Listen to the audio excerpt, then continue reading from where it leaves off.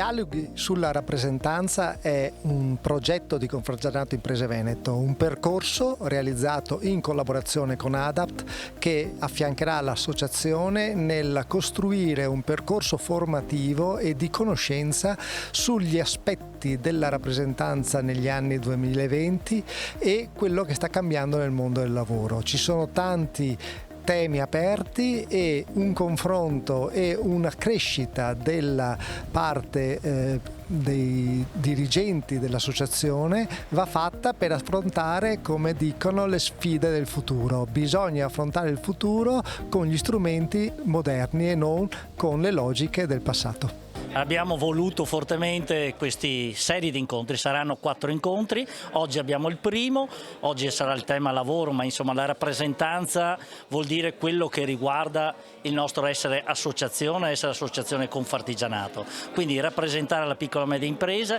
gli artigiani in quello che è stato poi soprattutto il cambiamento dato dal Covid, piuttosto dalla guerra, piuttosto dall'inflazione, piuttosto dai bonus, insomma 3 anni di sofferenza che hanno portato a cambiare il nostro lavoro, il nostro modo di essere imprenditori e quindi abbiamo bisogno di rivedere anche quello che sono le nostre impostazioni e rivederle per quello che sarà l'immediato futuro, oggi per oggi.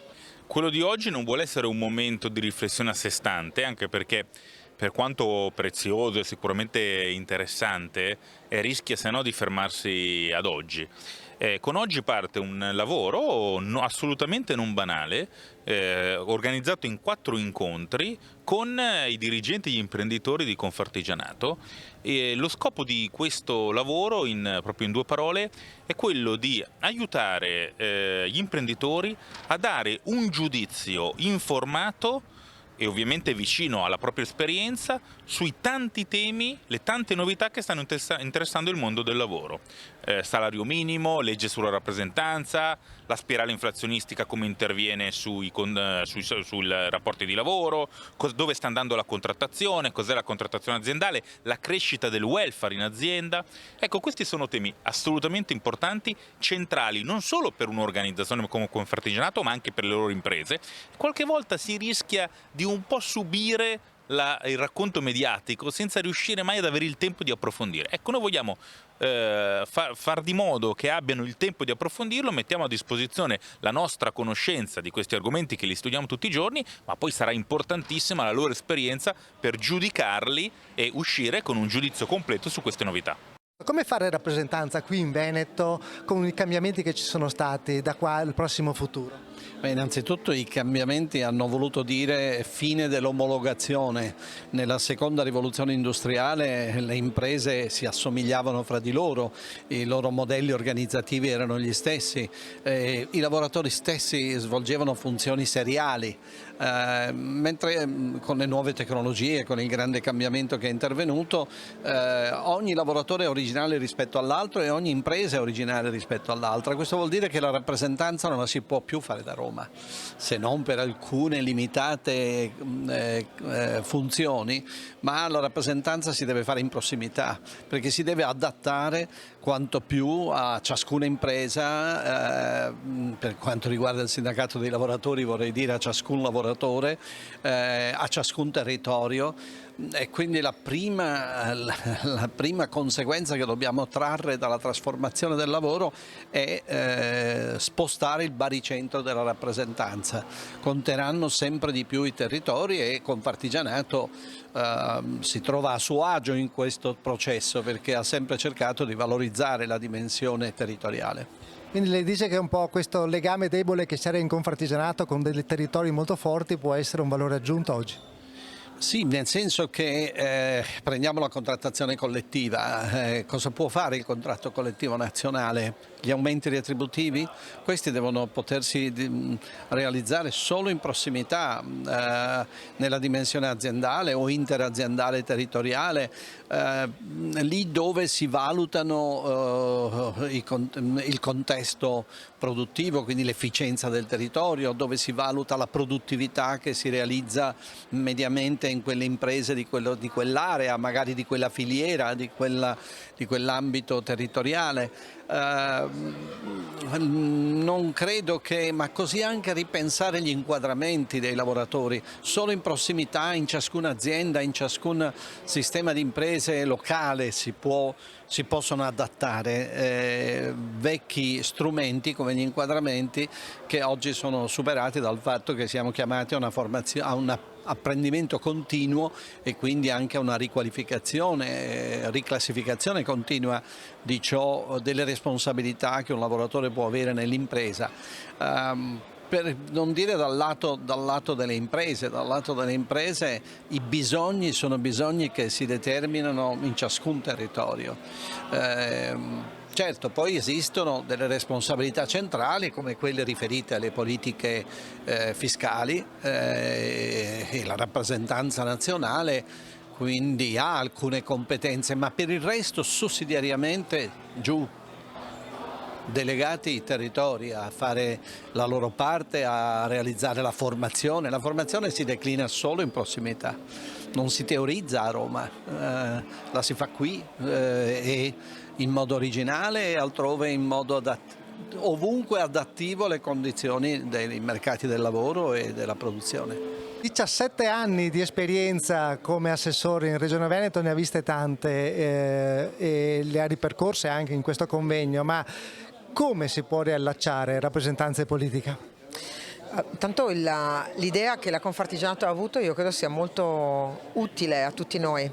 Alle volte tenere la testa bassa per vedere solo il problema che abbiamo davanti, cosa che capita a tutti, capita alla politica, capita alla rappresentanza datoriale, capita a noi nella nostra vita, non ci permette di vedere l'insieme. Questa sera invece riuscire a guardare tutti questi 17 anni in cui mi è stato affidato un compito molto oneroso anche, quello di guidare l'assessorato al lavoro e alla formazione, mi ha permesso però di imparare e restituire due cose. La prima è che quanto più forte è la rappresentanza, tanto più il decisore politico non sbaglia.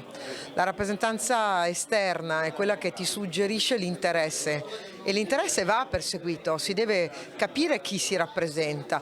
La Confartigianato ha sempre rappresentato con chiarezza gli interessi delle imprese artigiane, il politico poi deve avere la forza di guidare una sintesi.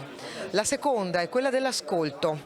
Alle volte sentiamo ma non ascoltiamo, ci arrivano 1000 suggestioni, ma ascoltare vuol dire introiettare, vuol dire comprendere fino in fondo, ascoltare le esigenze, l'interesse e poi capire che questa società è cambiata radicalmente, ma che abbiamo dei fondamentali e i fondamentali in Veneto sono ben radicati. La forza dei legami che sono dentro la famiglia, dentro l'impresa, nel territorio, sono un valore oggi in una globalizzazione che si è sciolta come neve al sole. Allora la nostra prospettiva è proprio questa, ripartire dall'identità, dai territori e dalle vocazioni. Un termine che è emerso da tutti i relatori è la questione della prossimità, bisogna tornare sul territorio. E chi è prossimo? È una domanda evangelica, biblica quasi, e il prossimo è esattamente quello nel quale noi ci ricostruiamo e costruiamo relazioni. Il territorio è prossimo, il mio familiare è prossimo, la mia relazione di lavoro è prossima, il mio interesse quanto è più prossimo tanto è più chiaro ed evidente. Non è una forma di egoismo, è una forma di legami, i legami aiutano a tenere, guardate, non sono concetti filosofici, sono concetti molto economici, perché poi sempre perché siamo legati in filiere di produzione, la vocazione del nostro territorio fa sì che molti vengano ad investire anche di grandi aziende, sono le aziende che poi diventano i nostri datori di lavoro, non nel senso di dipendente, ma che ci danno commesse, che sono interessati a noi come territorio. Quanto più forti noi siamo, quanto più sapremo guidare noi le scelte della grande impresa, ma deve essere una filiera robusta fatta di grandi legami e di prossimità. Ma questo cambiamento nel mondo del lavoro che sta avvenendo, la richiesta di un salario minimo, di regolamentazione per legge di queste cose, ha un senso o bisogna trovare strumenti diversi? Ma ha un senso ragionare del lavoro povero oggi, perché ci sono tante situazioni in cui molti lavoratori sono intrappolati in un salario così basso che pur lavorando non gli permette di vivere dignitosamente. Riteniamo che sia opportuno affrontare tutte le tematiche che portano all'impoverimento del lavoro Non serve una legge sul salario minimo. Il salario minimo è quello, secondo noi, che viene già stabilito dai contratti nazionali di lavoro, basta applicarlo a tutti, anche quelli che oggi sono fuori dall'ambito di applicazione dei contratti nazionali, e questo tema sarebbe risolto, anche se il tema del lavoro povero è molto più ampio, riguarda molto spesso persone che hanno contratti part-time involontari, cioè sono costretti ad avere contratti di 4, 5, 6 ore settimanali e quindi insufficienti per vivere, riguarda molte forme di irregolarità del lavoro che purtroppo sono ancora presenti e costituiscono anche fonte di concorrenza sleale per le aziende serie, e poi combattere tutte le forme di lavoro legate soprattutto alla collaborazione, alle false partite IVA, ai tirocini che non finiscono mai, e riportarli dentro l'ambito del lavoro contrattato dalle parti sociali. Ecco, quindi una valorizzazione di quello che le parti liberamente fanno con la contrattazione sarebbe la vera risposta giusta da dare anche per affrontare il problema del lavoro povero. Uno scenario che è partito da lontano, ma insomma sembra che nella rappresentanza si stia ritornando al passato. Ma capita sempre nella storia di recuperare qualcosa che sembrava definitivamente perduto, che poi torna buono nelle società che sono cambiate. In questo caso l'idea di corporazione è un'idea che andrebbe recuperata, e cioè l'idea dell'autogoverno della società attraverso i mestieri, eccetera. Tradotto in chiave moderna vuol dire una fortissima capacità di cooperazione tra associazioni di rappresentanza e istituzioni, una sorta di cogoverno. In questo caso insomma le associazioni che in qualche misura svolgono almeno in parte il ruolo che svolgevano i vecchi partiti, che come tutti sappiamo sono partiti e non sono tornati mai più.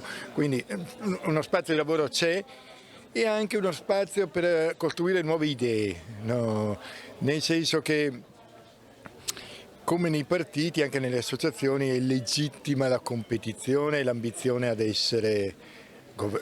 a governarle, purché sia fatto nell'interesse della comunità. E allora questo è un messaggio che forse può aiutare a riscoprire nuove idee e nuovi valori per l'associazionismo. Lei ha parlato anche molto di prossimità, e quindi il valore che può avere un'organizzazione di rappresentanza del datore di lavoro o anche dei lavoratori, perché sono ancora veri e reali sul territorio, mentre la politica ormai si è allontanata. Sì, ma soprattutto le associazioni hanno le sedi, hanno i funzionari, svolgono le attività. Partiti, chi è che vede più una sede? Chi è che vede più un funzionario di partito? Quindi oggi i corpi intermedi sono gli unici che sono radicati nella società, e lo si è visto bene durante i Covid. Non ci fossero state le associazioni, Dio solo sa cosa sarebbe capitato in questo paese.